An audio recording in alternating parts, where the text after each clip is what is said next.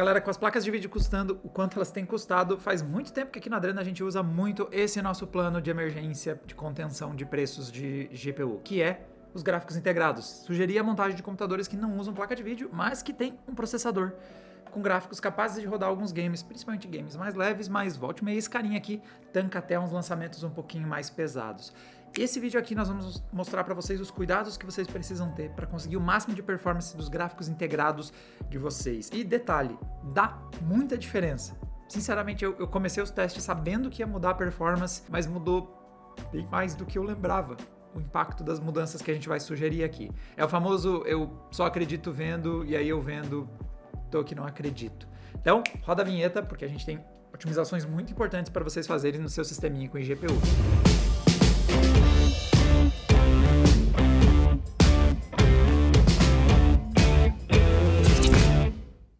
Para entregar esses resultados, galera, eu rodei muitos testes e tem um jeito que vocês podem fazer para nos ajudar a produzir esse tipo de conteúdo. Então, nós temos o Membros Adrenaline. Com ele, você pode fazer uma inscrição mensal e dar suporte à nossa geração de conteúdo independente. Além de ganhar algumas vantagens, as emoticons e também ajudar a gente a escolha de novos conteúdos e também lives interativas. Então, dá um pulinho lá na nossa área de membros e para todo mundo que ou se torna membro ou mesmo que só se inscreve no canal e compartilha, muito obrigado pelo suporte. Eu vou passar aqui um total de 4 passos e uma quinta dica para vocês buscarem mais performance com ganhos que vão chegar na casa dos 177% no cenário em que a gente teve o maior salto.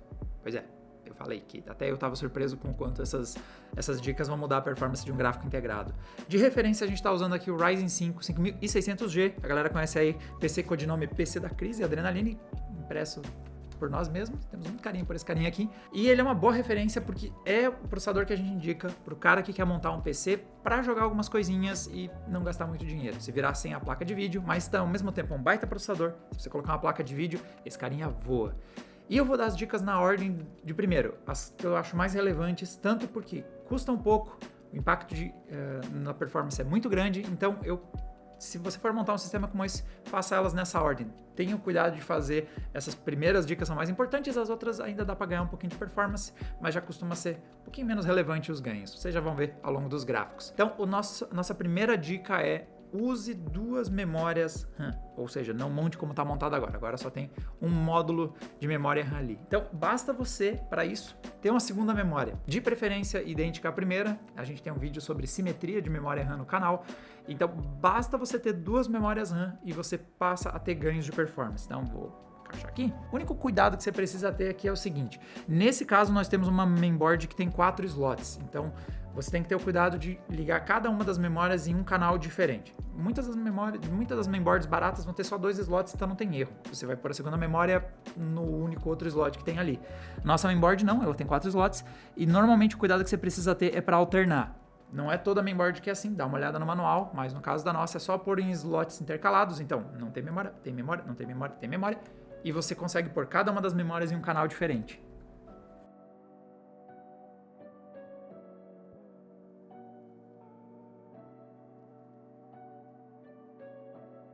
Beleza, com a memória encaixada, o que acontece aqui?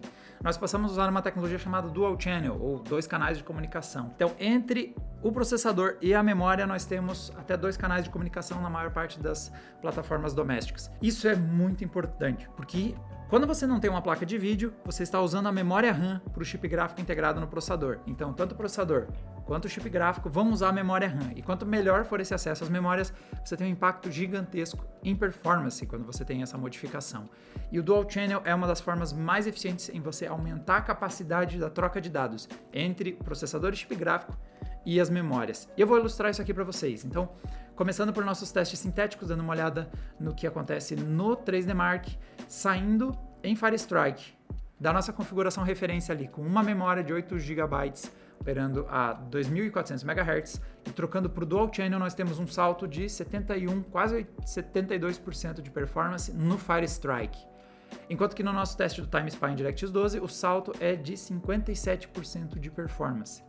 Então, aquele cuidado, ao invés de comprar 16 GB em um único módulo, compra 2 módulos de 8 GB e faz essa configuração e você já consegue ter isso operando em Dual Channel. Tem dois jeitos de você checar se funcionou o Dual Channel. Normalmente na BIOS tem essa informação, ou você pode baixar o software gratuito CPU-Z, e na parte memórias ele vai indicar se está em Single ou Dual Channel. E agora falando na parte de performance em games, nós temos um cenário bem interessante. Então, começando os nossos testes com Red Dead Redemption, nós temos um cenário em que temos apenas 20 FPS rodando na configuração HD mínima. Então, 5600G e seu gráfico integrado Vega não tem performance suficiente para rodar o jogo numa taxa de quadro satisfatória. Essa apresentação, quase a apresentação de PowerPoint que vocês estão vendo aí.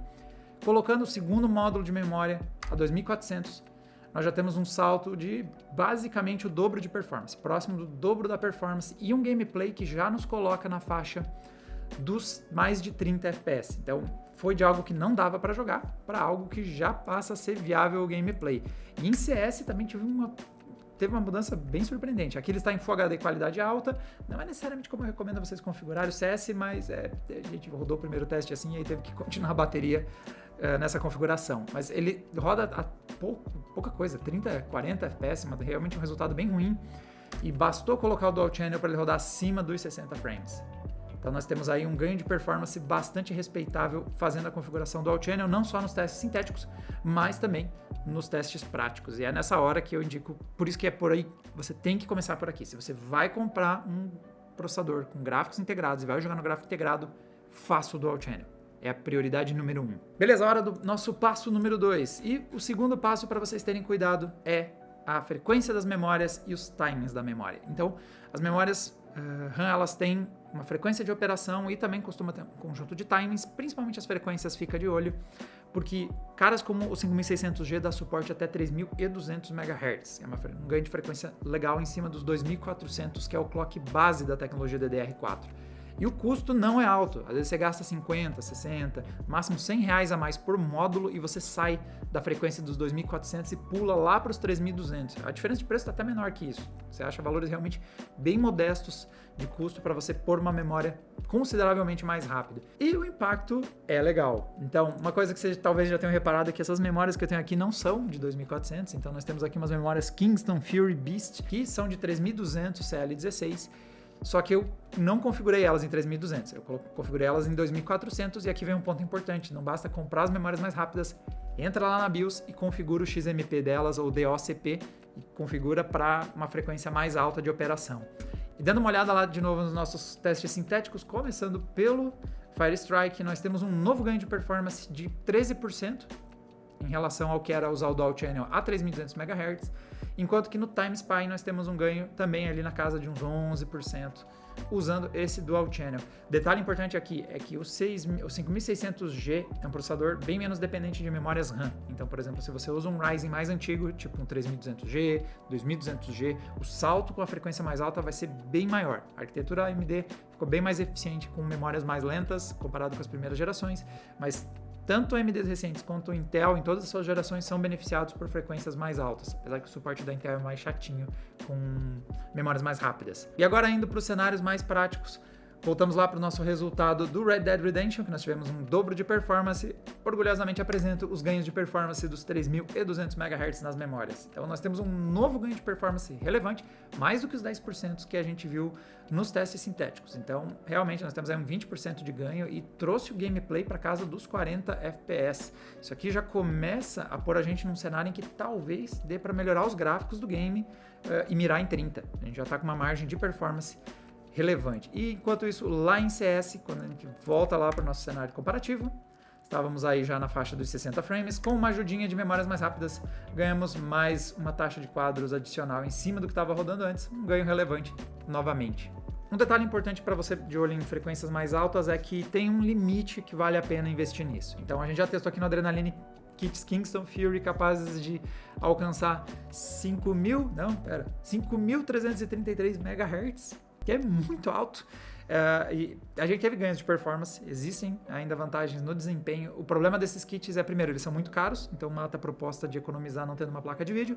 Segundo, é que é muito difícil estabilizar numa frequência tão alta. A controladora da memória do processador pode não dar conta e não está na garantia. Então, se não funcionar 5.333 MHz, se você mandar uma mensagem para a AMD, vai te dizer, filhão, Acima dos 3.200, tu tá por tua conta e risco. Então, eu recomendo você mirar na especificação da fabricante, no caso 5600G 3.200, ou um pouquinho acima. Então, 3.400, 3.666, tem umas frequências ali 3.733 que eu acredito que fiquem estáveis, mas de novo, pode ser que não fique estável, mas se você habilitar os 3.200 ou um pouco acima dele conseguir estável, você já vai ter ganhos relevantes de performance. Subiu mais que isso, começa a ficar muito caro para valer a pena, começa a ficar difícil de estabilizar, então só vale a pena para entusiasta que gastou muito caro numa bancada e está querendo bater scores mais impressionantes, recordes e tudo mais. Aí esse cara faz sentido porque ele quer brincar disso, ele quer gastar mais.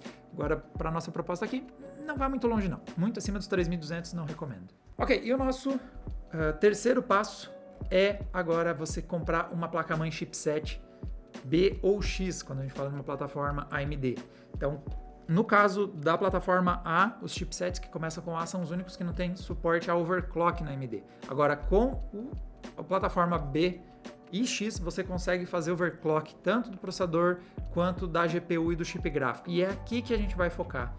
Um 5600G é um processador muito bom. Ele não precisa que você mexa nas frequências de operação, ele já entrega muita performance. Agora, o chip gráfico integrado Vega tem potencial de trazer mais performance. Então, no caso aqui, a gente está usando uma plataforma B450 da Aorus e a gente fez um overclock para mostrar para vocês. Então, o que a gente conseguiu foi o seguinte, de forma estável, foi possível atingir 2.350 MHz, dando 1,25 volts de tensão no chip gráfico. Com isso, a gente conseguiu um novo ganho de performance. Então, no 3D Mark Fire Strike, nós tivemos ali uns 7% de ganho, enquanto que no Time Spy a gente conseguiu 10% de ganho. Um ganho de performance relevante nos benchmarks. E do ponto de vista prático, aí foi menos legal. Então, voltando lá para o Red Dead, nós tínhamos já subido dos 19 aos 44 frames. Quando a gente overclockou, varia um pouco de cenário ali, nesse momento até tá dando para perceber um pouco mais, mas na média a performance não mudou tanto. Vê que mudou ali a frequência de GPU de 1900 para 2350, temperatura não piorou tanto, estava rodando 76 graus, o processador foi para 80 e o chip gráfico está operando a 65 graus, as temperaturas não ficaram muito altas, a gente não precisou forçar tanta barra em resfriamento e tensões para alcançar isso, dá para manter constante esse overclock sem problemas de estabilidade e sem degradar os componentes.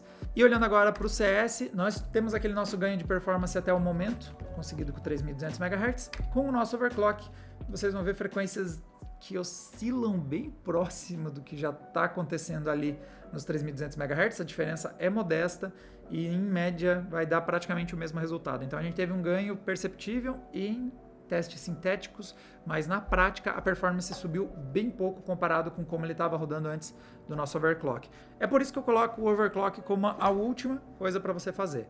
Apesar de que o custo está bem barato, eu vejo às vezes as placas B custando igual às placas A, os modelos mais básicos, então tipo, compraria uma B só para ter isso na manga, se um dia você quiser. Em alguns games a gente vê ganhos de performance, o benchmark nos indicou que existe ganhos relevantes em GPU, mas quando a gente olha ali o resultado do nosso overclock nos dois games que a gente escolheu para testar, a gente não nota essas performances mudando tanto.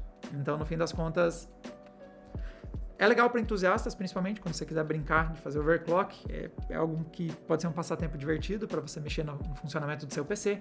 Do ponto de vista prático, é a sua última prioridade. Começa colocando 2 módulos de memória, começa colocando memórias com frequências mais altas e daí depois se preocupa em pegar um chipset que dê suporte a overclock. Cumulativamente, galera, agora olhando os nossos gráficos completos. 3D Mark a gente conseguiu um ganho total de 109% ao longo de todas as nossas trocas.